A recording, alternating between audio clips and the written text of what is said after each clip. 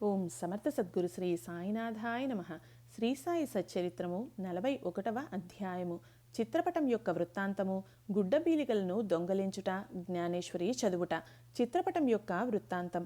గత అధ్యాయంలో చెప్పిన ప్రకారము ఈ అధ్యాయంలో చిత్రపటం యొక్క వృత్తాంతమును చెప్పెదము. గత అధ్యాయంలోని విషయం జరిగిన 9 సంవత్సరములకు అలీ అహ్మద్ హేమత్ పంతును కలిసి ఈ దిగువ కథ అతనికి చెప్పెను. ఒకనాడు బొంబాయి వీధుల్లో పోవునప్పుడు వీధిలో తిరిగి అమ్మువాని వద్ద అలీ మహ్మద్ సాయిబాబా పటము కొనెను.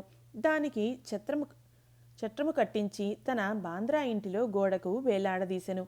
అతడు బాబాను ప్రేమించుటచే ప్రతిరోజు చిత్రపట దర్శనము చేయుచుండెను. హేమత్ పంతుకు ఆ పటం ఇచ్చుటకు 3 నెలల ముందు అతడు కాలు మీద కురుపులేచి బాధపడుచుండెను. దానికి శస్త్రచికిత్స జరిగెను. అప్పుడతడు బొంబాయిలో ఉన్న తన బావమరిదియగు నూర్ మహ్మద్ ఫీర్ భాయ్ ఇంటిలో పడి ఉండెను. బాంద్రాలో తన ఇల్లు 3 మాసముల వరకు మూయబడి ఉండెను. అక్కడ ఎవ్వరూ లేకుండిరి. అచట ప్రసిద్ధి చెందిన అబ్దుల్ రెహమాన్ బాబా, మౌలానీ సాహెబ్, మహ్మద్ హుస్సేన్, సాయిబాబా, తాజుద్దీన్ బాబా మొదలగు యోగుల పటములు ఉండెను. వానిని కూడా కాలచక్రం విడవలేదు. అతడు వ్యాధితో బాధపడుచు బొంబాయిలో ఉండెను. బాంద్రాలో ఆ పటములు ఏల బాధపడవలెను. పటములకు కూడా చావు పుట్టుకలు ఉన్నట్లుండెను. పటములన్నీయు వాని అదృష్టములు అనుభవించెను. కానీ సాయిబాబా పటం మాత్రం ఆ కాలచక్రమును తప్పించుకొనెను. అది ఎట్లు తప్పించుకోనగలిగినో నాకు ఇంతవరకు ఎవరూ చెప్పలేరైరి. దీనిని బట్టి సాయిబాబా సర్వాంతర్యామి అనియు, సర్వవ్యాపి అనియు, అనంత శక్తుడనియు తెలియచున్నది. అలీ మహ్మద్ అనేక సంవత్సరముల క్రిందట యోగియగు అబ్దుల్ రెహమాన్ బాబా యొక్క చిన్న పటమును మహ్మద్ హుస్సేన్ తారియా వద్ద సంపాదించెను. దాన్ని తన బావమరిది అగు నూర్ మహ్మద్ ఫీర్భాయ్కి ఇచ్చెను. అది అతని టేబుల్లో 8 సంవత్సరములు పడి ఉండెను. ఒకనాడు అతడు దానిని చూచెను. అతడు దానిని ఫోటోగ్రాఫర్ దగ్గరకు తీసుకుని పోయి సజీవ ప్రమాణమంత పెద్దదిగా చేయించి దాని ప్రతులను తన బంధువులకు, స్నేహితులకు పంచిపెట్టెను. అందులో ఒకటి అలీ మహమ్మద్కు ఇచ్చెను. దాన్ని అతడు తన బాంద్రా ఇంటిలో పెట్టెను. నూర్ మహ్మద్ అబ్దుల్ రెహమాన్ గారి శిష్యుడు. గురువు నిండు దర్బారులో ఉండగా అతడు గురువుగారికి దీనిని కానుకగా ఇచ్చుటకు పోగా వారు మిక్కిలి కోపించి కొట్టబోయి నూర్ మహ్మద్ నచట్ నుండి తరిమివేసిరి. అతడు మిగుల విచారపడి చీకాకు పొందెను. తన ద్రవ్యమంతయు నష్టపడుటయే కాక గురువుగారి కోపమునకు, అసంతుష్టికి కారణమయ్యెను కదా అని చింతించెను. విగ్రహారాధన గురువుగారికి ఇష్టం లేకుండెను. ఆ పటమును అపోలో బందర్కు తీసుకుని పోయి ఒక పడవను అద్దెకు కట్టించుకొని సముద్రంలోనికి పోయి దానిని అక్కడ నీళ్లలో ముంచివేశను. తన బంధువుల వద్ద నుంచి, స్నేహితుల వద్ద నుంచి పటములను తెప్పించి వారిని కూడా బాంద్రా సముద్రంలో ముంచెను. ఆ సమయమున అలీ మహ్మద్ తన బావమర్ది ఇంటిలో ఉండెను. యోగుల పటములను సముద్రంలో పడవేచినచో తన వ్యాధి కుదురునని బావమర్ది చెప్పెను. అది విని అలీ మహ్మద్ తన మేనేజర్ను బాంద్రా ఇంటికి పంపి అక్కడ ఉన్న పటములనన్నింటినీ సముద్రంలో వేయించెను. 2 నెలల పిమ్మట అలీ మహ్మద్ తన ఇంటికి తిరిగి రాగా బాబా పటం ఎప్పటివలే గోడ మీద ఉండుట గమనించి ఆశ్చర్యపడెను. తన మేనేజర్ పటములన్నీ తీసివైచి బాబా పటం నెట్లు మరిచెనో అతనికి తెలియకుండెను. వెంటనే దానిని తీసి బీరువాలో దాచెను. లేకున్నా తన బావగారు దానిని చూచినచో దానిని కూడా నాశనం చేయునని భయపడెను. దానిని ఎవరికివ్వవలను, దానిని ఎవరు జాగ్రత్తపరచెదరు, దానిని భద్రంగా ఎవరుంచగలరు అను విషయముల ఆలోచించుచుండగా సాయిబాబాయే ఇస్ము ముజావర్ను కలిసి వారి అభిప్రాయ ప్రకారం చేయవలసిందని తోచినట్లు చేసెను. అలీ మహ్మద్ ఇస్ము ముజావర్ను కలుసుకొని జరిగినదంతయు చెప్పెను. ఇరువురును బాగుగా ఆలోచించి ఆ పటమును హేమత్ పంతుకు ఇవ్వ నిశ్చయించిరి. అతడు దానిని జాగ్రత్తపరచునని తోచెను. ఇద్దరును హేమత్ పంతు వద్దకు పోయి సరి అయిన కాలంలో దానిని బహుకరించిరి. ఈ కథను బట్టి బాబాకు భూత భవిష్యత్ వర్తమానములు తెలియననియు చాకచక్యముగా సూత్రములు లాగి తన భక్తుల కోరికలు ఎట్లా నెరవేర్చుచుండెనో కూడా తెలియచున్నది. ఎవరికైతే ఆధ్యాత్మిక విషయములలో ఎక్కువ శ్రద్ధయో వారిని బాబా ప్రేమించుటే కాక వారి కష్టములను తొలగించి వారిని ఆనందభరితులుగా చేయుచుండు వారని రాబోవు కథ వలన తెలియను. గుడ్డపీలికలు దొంగలించుట, జ్ఞానేశ్వరి చదువుట. బివి దేవు దహనులో మమల్తాదారు. అతడు జ్ఞానేశ్వరిని ఇతర మత గ్రంథములను చదువు వల్లని చాలా కాలం నుండి కోరుచుండెను. భగవద్గీతపై మరాఠీ భాషలో జ్ఞానేశ్వరుడు రాసిన వ్యాఖ్యయే జ్ఞానేశ్వరి. ప్రతిదినము భగవద్గీతలో ఒక అధ్యాయమును ఇతర గ్రంథముల నుండి కొన్ని భాగములను పారాయణ చేయుచుండెను. కానీ జ్ఞానేశ్వరిని ప్రారంభించగానే ఏవో అవాంతరములు ఏర్పడుటచే పారాయణం ఆగిపోవుచుండెను.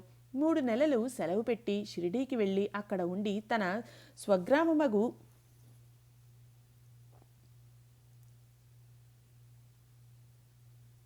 పౌండుకు పోయెను. ఇతర గ్రంథములన్నీ అచట చదవగలిగెను.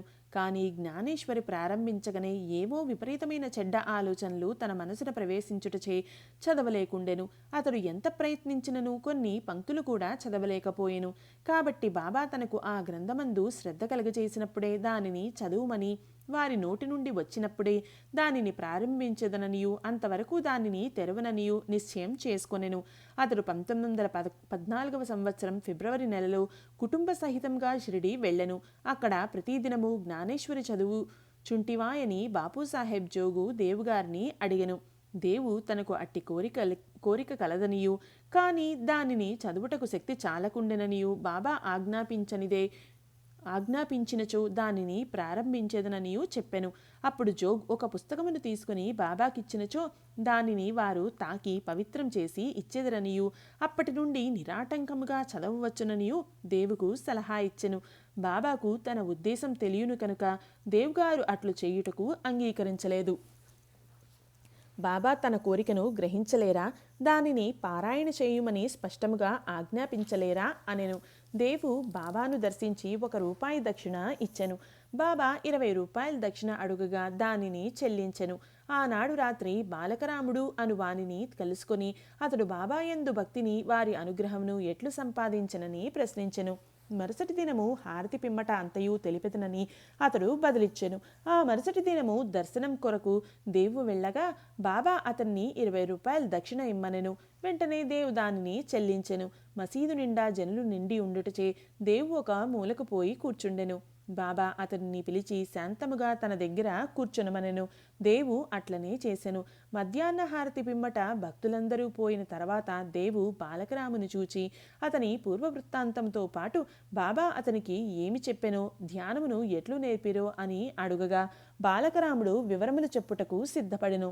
అంతలో బాబా చంద్రు అను కుష్ఠరోగ భక్తుని పంపి దేవుని తీసుకుని రమ్మనెను. దేవు బాబా వద్దకు పోగా ఎవరితో ఏమి మాట్లాడుచుంటివని బాబా అడిగెను. బాలకరామునితో మాట్లాడుచుంటిననియు బాబా కీర్తి వినుచుంటిననియు అతడు చెప్పెను. తిరిగి బాబా ₹25 దక్షిణ అడిగెను. వెంటనే దేవు సంతోషంతో దక్షిణ చెల్లించెను. అతన్ని బాబా లోపలకు తీసుకుని పోయి స్తంభం వద్ద కూర్చుండి, నా గుడ్డపీలికలను నాకు తెలియకుండా దొంగిలించితివేలా అనెను. దేవు తనకు ఆ గుడ్డపీలికల గూర్చి ఏమీయూ తెలియదనెను. బాబా అతన్ని వెతుకుమనెను. అతడు వెతికెను. కానీ అసలు ఏమీయూ దొరకలేదు. బాబా కోపగించి ఇట్లనెను, ఇక్కడ ఇంకెవ్వరూ లేరు. నీవొక్కడవే దొంగవు. ముసలితనముచే వెంట్రుకలు పండినప్పటికీ ఇచ్చటకు దొంగిలించుటకు వచ్చితివా అని కోపగించెను. బాబా మతి చెడిన వాని వలె తిట్టి కోపగించి చీవాట్లు పెట్టెను. దేవు నిశ్శబ్దంగా కూర్చుండెను. దేవు తాను సట్కా దెబ్బలు కూడా తిన్నేమో అని అనుకొనెను. 1 గంట తర్వాత బాబా అతన్ని వాడాకు వెళ్ళుమనెను. దేవు అచటకేగి జరిగినదంతయు జోగుకు బాలకరామునకు తెలియజేసెను. సాయంకాలం అందరినీ రమ్మని బాబా కబురు పంపెను. ముఖ్యముగా దేవును రమ్మనెను. నా మాటలు వృద్ధుని బాధించి ఉండవచ్చును, కానీ అతడు దొంగిలించే నేను అట్లు పలకవలసి వచ్చినని బాబా నుడివెను. తిరిగి బాబా ₹12 దక్షిణ అడిగెను. దేవు దానిని వసూలు చేసి చెల్లించి సాష్టాంగ నమస్కారం చేసెను.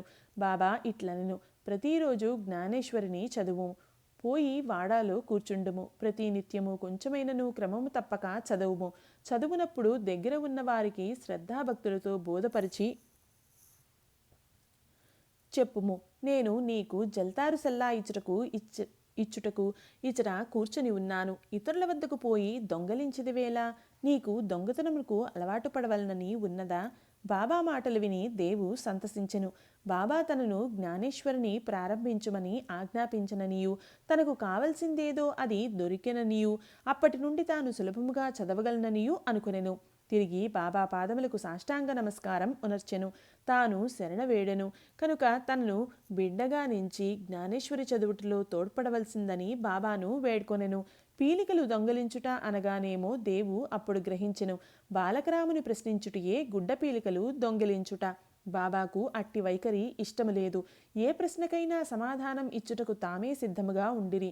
ఇతరులను అడుగుటకు బాబాకు ఇష్టం లేదు. అందుచే అతని బాధించి చీకాకు పెట్టెను. అదీనూ కాక ఇతరులను అడుగకుండా బాబానే సర్వము అడిగి తెలుసుకొనవలయుననియు ఇతరులను ప్రశ్నించుట నిష్ప్రయోజనమనియు చెప్పెను. దేవు ఆ తిట్లను ఆశీర్వాదములుగా భావించి సంతుష్టితో ఇంటికి పోయెను.